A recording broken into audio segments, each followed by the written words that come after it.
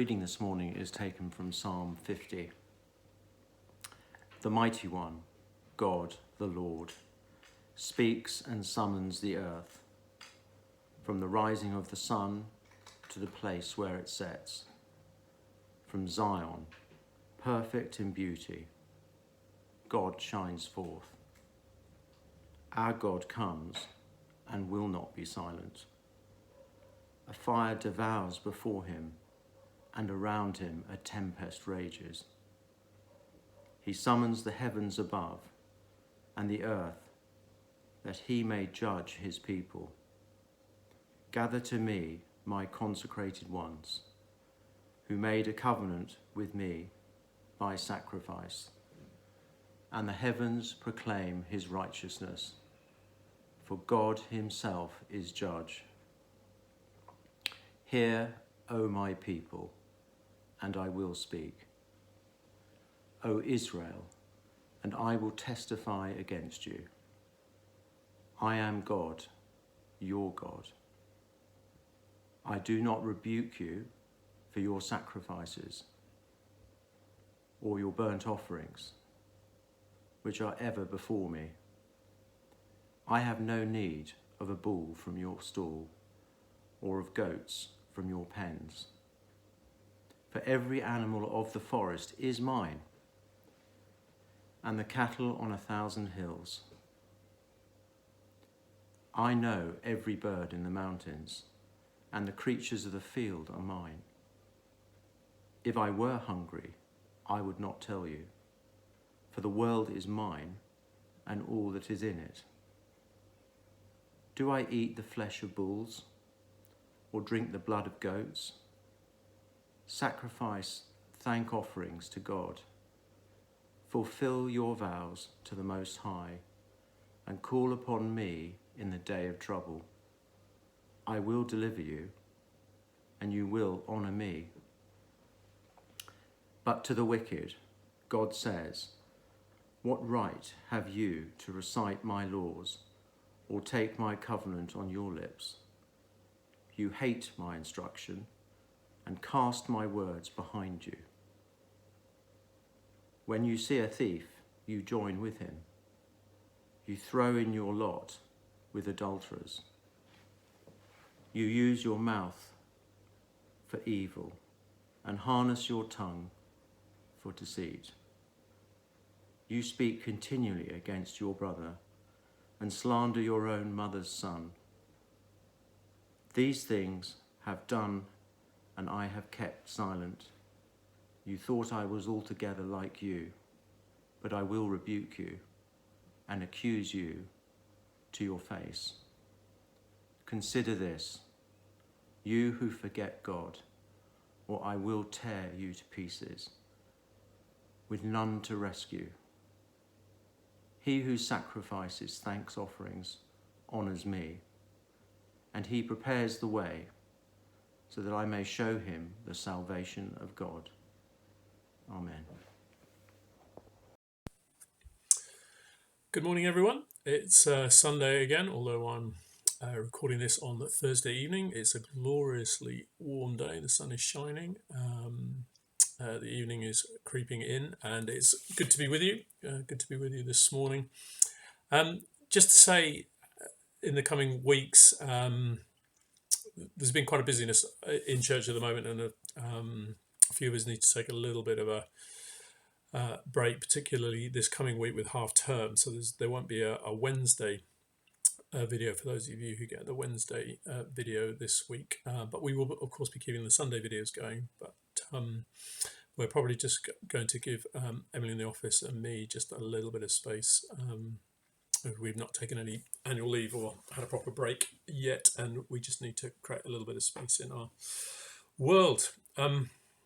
But anyway, we're continuing to look at the Psalms, and the last couple of weeks, last couple of talks of, certainly the last two have been about lament. And I hope that's been helpful. It's pretty bleak stuff in many ways, but I think for some people, just feeling the weight and the pain of everything that's going on there, and finding that the Bible gives us permission to just pour out our heart, be very honest, get before God and to feel free to express exactly how we feel, not just about ourselves, not just about the situation, but even express ourselves about how we feel about God at this time, because in that space of eternal love and compassion for us, it's the most secure place we can bring those emotions and find ourselves restored and renewed and re-envisioned for the world in which we are. But we are called to lament. We are invited to lament, and that's very, very important. Lament for ourselves and to lament for those around us. It's a part of how we cope and how things are changed and transformed, how we resist the oppression around us. But today we're looking at Psalm 50, which at first reading is also fairly full on and direct. It's mostly God speaking to his people, actually. And in fact, it's probably more accurate to call Psalm 50 a sermon rather than a song. Lots of the Psalms feel like songs. You would sing them either out of joy and celebration or songs of longing for a change of heart. But this actually is probably more accurately described as a sermon. And maybe years ago, some of you will have heard this expression before, that good preaching, a good sermon should afflict the comfortable, but also comfort the afflicted. So it should afflict the comfortable, but it should also comfort the afflicted, for those who feel troubled. But this one, certainly, as you look at it, God's intention in this Psalm 50, is to afflict the comfortable. And God launches straight in. The mighty one, God, the Lord, speaks and summons the earth from the rising of the sun to its setting. And he calls forth his faithful ones. Verse 5. Gather to me my faithful ones who made a covenant with me by sacrifice. And the image is a court scene. And God has come to bring his accusations against his faithful ones to be heard in that kind of a setting, to bring evidence and to cast judgment on his people. And it is meant to disturb the comfortable. It is meant to unsettle and to afflict, because his people have become comfortable. It's not that their worship is not continuing. He says, your burnt offerings are continually before me, verse 8. So the worshipping life of Israel is going on, but they've lost something vital in their understanding of God and the purpose of this worship. It has become perhaps largely routine. It has lost something of its majesty and respect for the one to whom they bring their worship to. In some ways, it's perhaps become a little presumptuous. It's just kind of they become a little bit full of themselves. This is the way we keep God happy, make him do what we want him to do. This is the way we keep God on our side. We can kind of manipulate God, if you like. He can do our bidding. We'll just kind of go through the motions, and in some way he will remain on our side, and we'll keep him sweet, I suppose, might be one way of putting it. Or it's not so much presumptuous, it's a little bit delusional. It's there's something lacking in God, and that without this worship, without these offerings, without these animal sacrifices, that there's something missing in God, that he's benefiting from things that we possess and we give to him, and he's grateful for those, because without those he wouldn't have them. And God just launches in. It's like, who on earth do you think you are? Who on earth do you think these offerings are? And the cattle on 1,000 hills. If I needed somebody to sacrifice something to me, if I had something missing in my life that was lacking, this is all mine from the start. None of it is yours to give to me. Everything belongs to me already.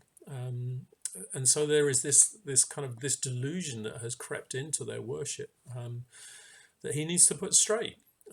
They need to be reminded that God is perfectly fine, thank you very much, and that when we come into worship, there is not some lacking God that we make up in some respects. It's that our worship should be something else. But there's a third group that he's going to really give a hard time. The hypocrites who claim to be worshippers of God, claim to be followers of God, but their lives betray all this. Verse 16, those who are referred to as the wicked, those who live their lives apart from God. What right have you to recite my statutes, you take my covenant on your lips, but you hate discipline, you cast my words behind you, you make friends with a thief when you see one, you keep company with adulterers, you give your mouth free rein for evil, and your tongue frames deceit. I mean, it echoes a little bit the words of Jesus in the Gospels when he says, they came to me and they said, Lord, Lord, did we not cast out demons and heal the sick and raise the dead? We did all the religious stuff. We had these amazing worship services and all this stuff happened. And it was very sobering words from Jesus. Depart from me, I never knew you. So for all this religious activity, for all this religious talk, for all of these sacrifices,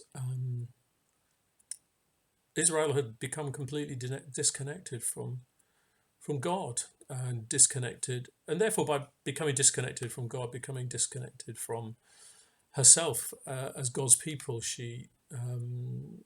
they lost any understanding of who they really were, and they become delusional and presumptive and hypocritical, grand ideas about their own sense of worth and self-importance, and God in his grace came to shake them up. He loved them too much and cared for them too much to leave them in that place. And so Psalm 50 is there for those who have become comfortable and need to be unsettled, for those who are comfortable and need a little bit of affliction to shake them out of their comfort, and to remind them that they remain creature and vulnerable creatures and fallen creatures and far from perfect. And God is creator. God is the creator of all things. And so this is where the sermon then turns to comfort those who are afflicted, to embrace those whose lives have become unsettled, to reorientate the world of those who see nothing but disorientation around them and don't know where to look. And so even within this psalm, in this sermon, there is this comfort for those who at this point feel unsettled and afflicted and troubled and disturbed. And it opens up in verse 1 very clearly for those who are not sure where to look. There is this call, this cry from the heavens as the one who comes. And one writer put it in just this pyrotechnic of theophany, of the appearing of God. A theophany is God appearing, and there are just fireworks and smoke and light and drama in all of this. And the first verse is very unusual because there are 3 different words for God, and in this Bible it says the Mighty One, God, the Lord. And in Hebrew, it's El, which is the generic word for God. It's the word that anybody out there would understand for God. But the second word then becomes more specific. It becomes Elohim. Some of you will be familiar with that word. It's the God that now is the God of Israel, Elohim. But then it doesn't just leave it there. The Lord is Yahweh, is the definitive word by which God reveals himself to Israel. Yahweh, I am who I am. I will be who I will be. That unique term, that unique title. The God of Israel, the God of Abraham, Isaac, and Jacob. And the God revealed in Jesus Christ. I am the way, the truth, and the life. I am the bread of life. I am Yahweh. It would have sounded in Aramaic a lot like that when Jesus spoke, Yahweh. And he comes. And he comes and summons the heavens and the earth. It's not that the heavens and the earth summon him as though collectively we had the capacity to do this. It is God who is sovereign over all things. It's Ascension Day today. It's the day we remember that Jesus Christ is risen into the heavens and crowned as sovereign Lord over all things. It is Christ who summons the heavens and the earth to come and to gather around him as the one true God. And so they come. And they come into his presence, and he reminds them of these things, that he owns the cattle on 1,000 hills. He knows all the birds of the air. He knows all that moves in the field. These are all his. And that in a world that is utterly disturbed at the moment, that the birds in the air that we see fly past our windows, and the cattle that we might see wandering into our towns, the goats that leap, they all belong to him. All of it belongs to him.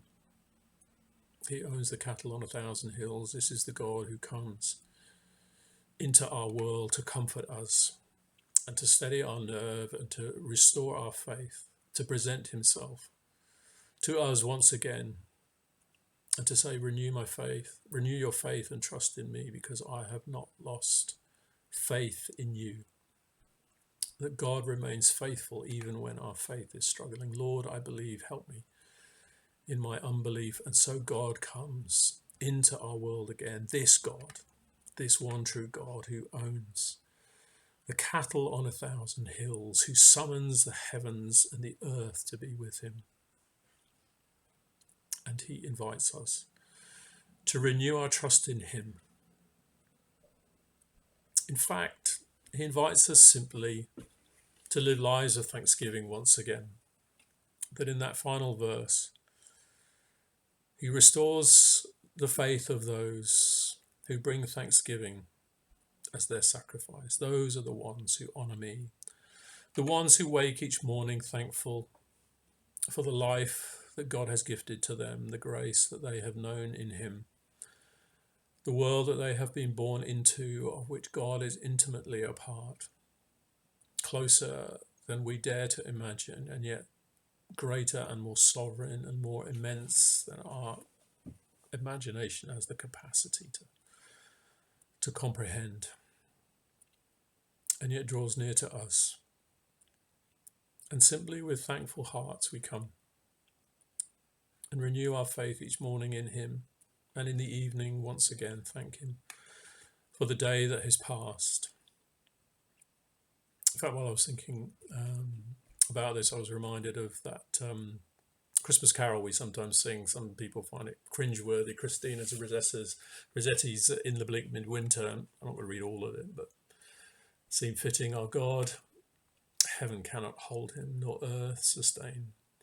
Heaven and earth shall flee away when he comes to reign. In the bleak midwinter a stable place sufficed. The Lord God Almighty, Jesus Christ. Angels and archangels may have gathered there, cherubim and seraphim throng the air, but his mother only in her maiden bliss worshipped the beloved with a kiss. What can I give him, poor as I am? If I were a shepherd, I would bring a lamb. If I were a wise man, I would do my part. Yet what can I give him? Give my heart. Each morning in fragile faith, give to him my heart, my thanksgiving, to the God who comes to comfort me in my disturbed world. Were the whole realm of nature mine, that were an offering far too small, love so amazing, so divine, demands my soul, my life, my all. May the God of all comfort, the creator of the heavens and the earth, the God present with you now, comfort and sustain you. Amen.